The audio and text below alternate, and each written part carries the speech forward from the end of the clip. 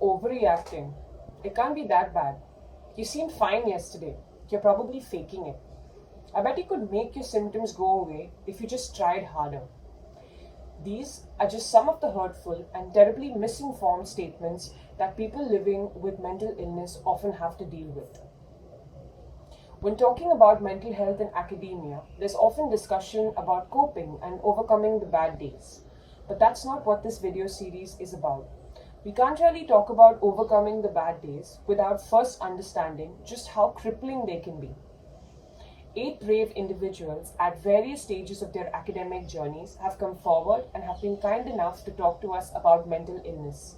Through their accounts and personal stories, let's try and better understand the lived experience of mental illness and just how difficult it can be to live, work, and just survive on these days which are particularly bad.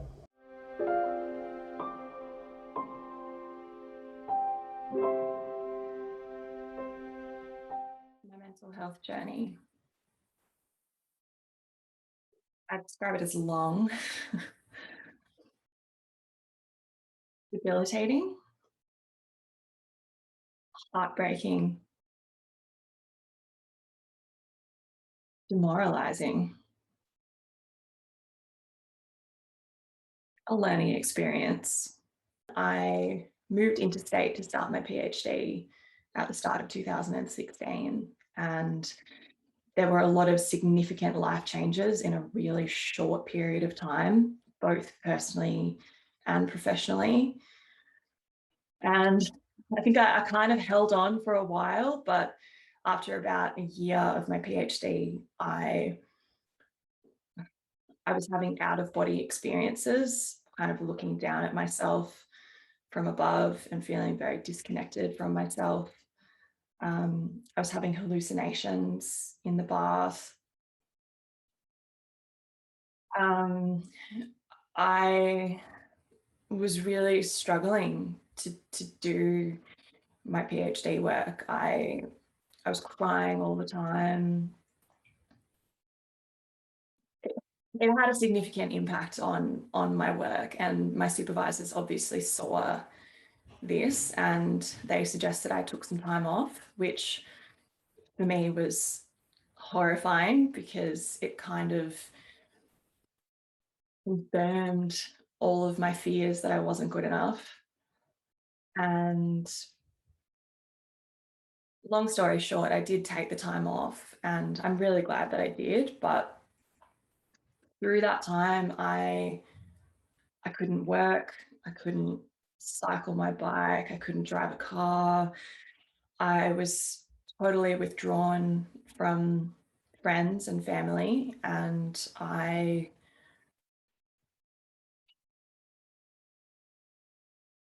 was really just trying to focus on my health. I still was doing a lot of it on my own. I went to the therapist weekly. I saw a doctor monthly. I saw a psychiatrist every 2 weeks at first, and couldn't really catch public transport. So I was catching Ubers everywhere, which I couldn't really afford. But it was the only way that I could get the help that I needed. It took a really long time to agree to take medication, but also to find a medication that worked. Um, it took at least 9 months. I don't even know how many I tried. And so I was diagnosed with treatment-resistant depression, and the psychiatrist actually apologized to me and said he hadn't realized how bad it was, and apologized for it taking so long to find something that could help support me and help improve my cognitive function to the degree that I could engage with the therapy and start to make progress. I was also diagnosed with an anxiety disorder. That was horrible. Um, I can explain it in another video what that feels like, but I really hope I never experience that again.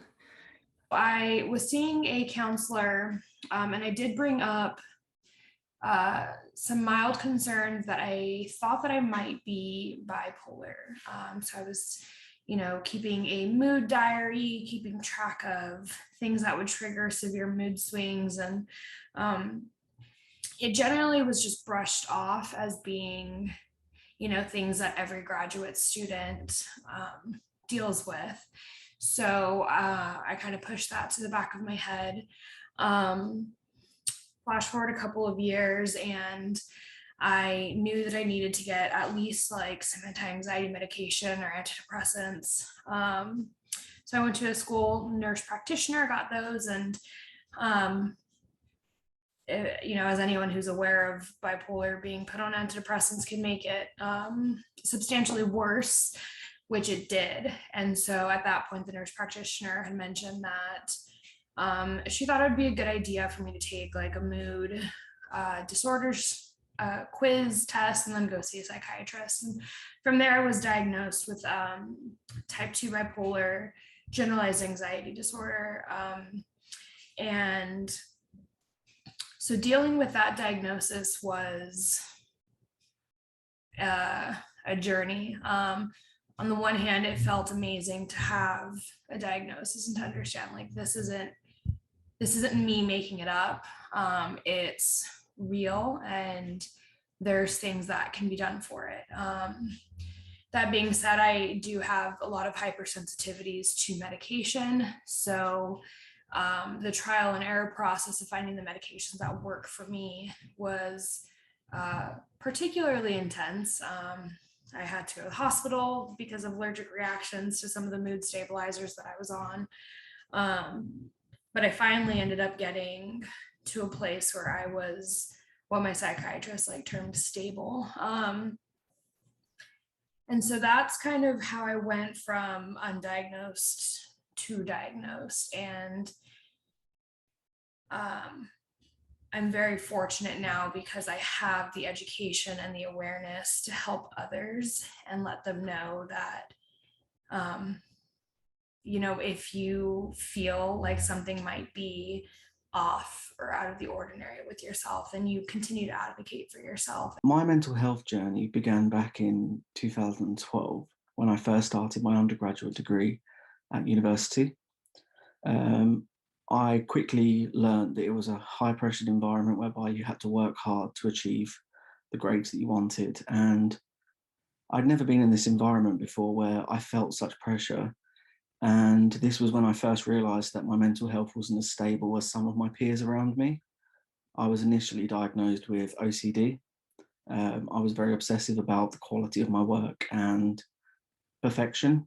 And if it wasn't perfect, then I would be very upset and distraught by this and would repeat and repeat and repeat.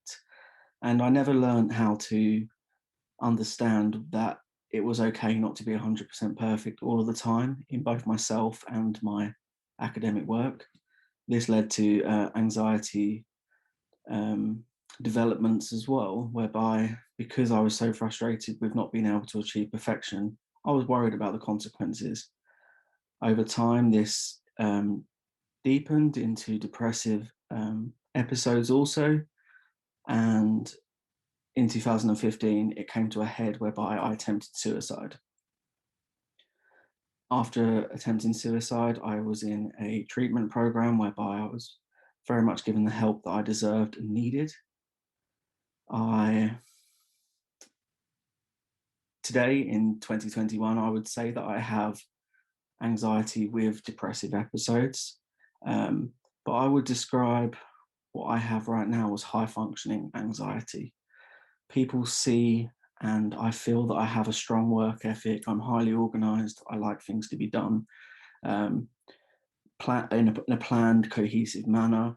But in reality, this is also problematic because what people don't see is deep down, I can't say no. I'm always willing to help and don't think about myself and my needs. And I've always got a plan for when things go wrong because I'm always planning a plan A, a plan B, a plan C, when maybe things would work the first time round. I'm almost setting myself up and preparing myself for failure. The real mental health struggle started during my senior year of undergrad. So that was when I was mostly done things. I was applying to graduate schools. I was visiting graduate schools. I think I did 3 grad schools in 3 weeks, and still getting up early, always trying to do my best, struggling with these hard physics classes. And eventually it became too much. It's hard for me to really get into specifics there because it was just kind of a really dark time. But I just remember one morning, everything just became too much. And I called the counseling center, and I said, hey, I really need an appointment. And they said, we don't have any, right now. They were all booked. And I said it was urgent. I really needed to talk to somebody because everything was just too much. The getting up early, the stress of traveling a lot, it just kind of broke me. And so I sat in the counselor's office, and we talked about my lifestyle and what I was doing. And she mentioned the word anxiety. And so I said, what is that? I had never heard of it. Here I was a senior in undergrad, having pushed myself, and she had mentioned the word anxiety, but I didn't know what that was. And so I realized that what I had been feeling, it was stress, it was anxiety, it was pushing myself so hard that my brain just couldn't take it anymore. And so I was really lucky in that my mom was actually close by at the time. Where I went to college was really close to a lake house that my parents have. And so my mom picked me up, I think it was like a day or 2 after. And I had just kind of broken. I tried to do some homework, and I could get maybe 2 or 3 minutes into writing, and I just couldn't do it. Everything wasn't getting better. I was still panicky. I was still, I had a lot of anxiety. Things were really difficult. And so I went to the psychiatry appointment, and they asked me a whole bunch of questions. And so I was diagnosed with generalized anxiety disorder and OCD. So the OCD made a lot of sense because there were always some habits that I really had to do, as a child. Like if I, went back on my iPod once and listened to a song, I had to jump 3, and just these really annoying habits, like having to always step over a crack with my left foot, and just things like that, just things that really bothered me. Like if I had to do something, then I would think about it constantly, and it wouldn't leave my brain. And so what I realized was that was obsessive thoughts. It was one thing taking a hold in my brain and me not being able to stop thinking about it. My name is Sasha, and I have a few mental health disorders. Persistent depressive disorder for 7 years. Generalized anxiety disorder. I had a few major depressive disorder episodes, and recently I was diagnosed with a combined type ADHD, both as a child and adult. This has happened exactly 1 month before my 30th birthday. I first experienced severe depressive and anxiety symptoms when I was 23. Unfortunately, at the time, in my home country, the awareness about mental health disorders was pretty low. Luckily, I was seeing a psychologist at the time, and they helped me to identify what was happening with me, and probably they saved me in the moment. Eventually, fast forward 2 years, I'm still struggling with depression. And finally, being an international PhD student in a new country, I finally got my official diagnosis. I have tried multiple medications to mitigate my symptoms. However, the positive effects, didn't last long. And the negative or side effects would override them significantly, so I would stop taking my medication. For the longest time, I have been feeling as a failure because my depression persisted through so many years, and I was unable to overcome it. I was unable to turn myself around and become a completely new person.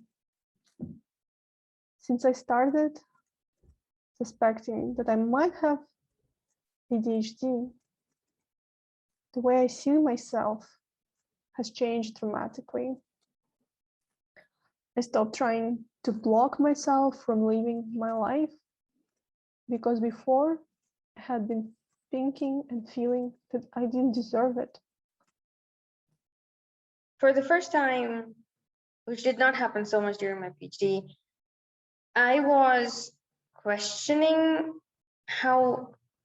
whether I was good enough as a mathematician, whether I had received a lot of rejections on my postdoctoral applications, and I hadn't dealt with rejections before. I started asking myself if I'm worthy, which was a very big question, because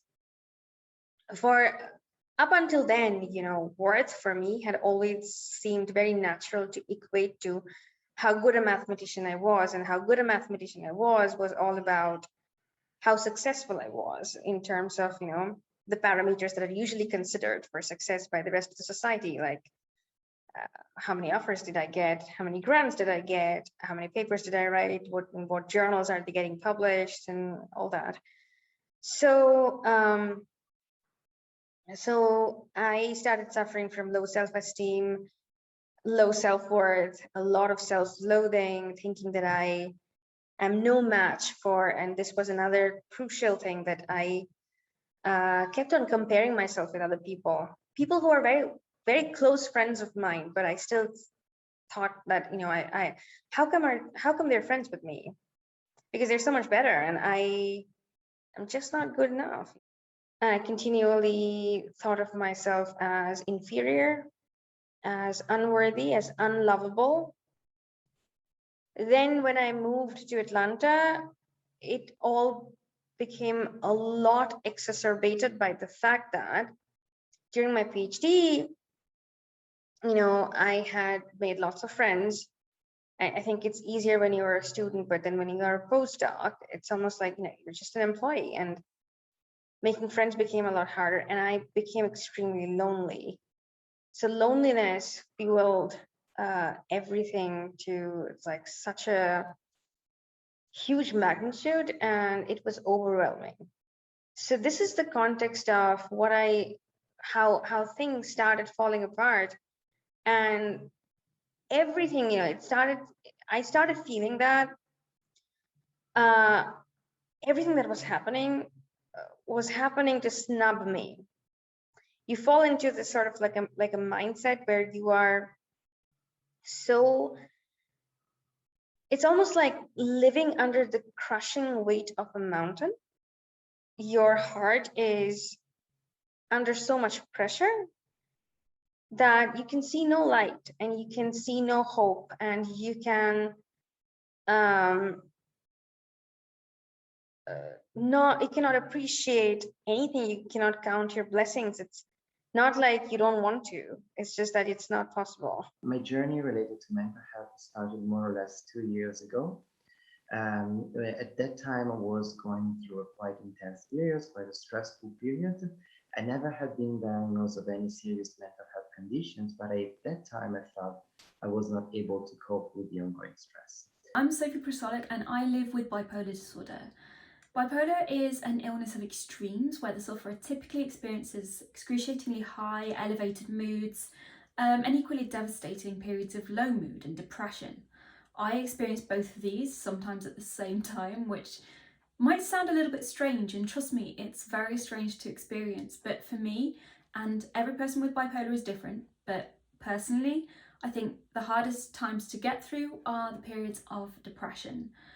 My depression, and like I say, everyone is different, but my depression can be accompanied by physical symptoms such as brain fog, aches and pains, a general likelihood to get illnesses and infection, a general feeling of being run down, and of course extreme fatigue, which makes it very hard to participate in society, to go to work, to maintain friendships, and generally do all the things that I need to do to keep life ticking over, as I'm sure you can imagine. you.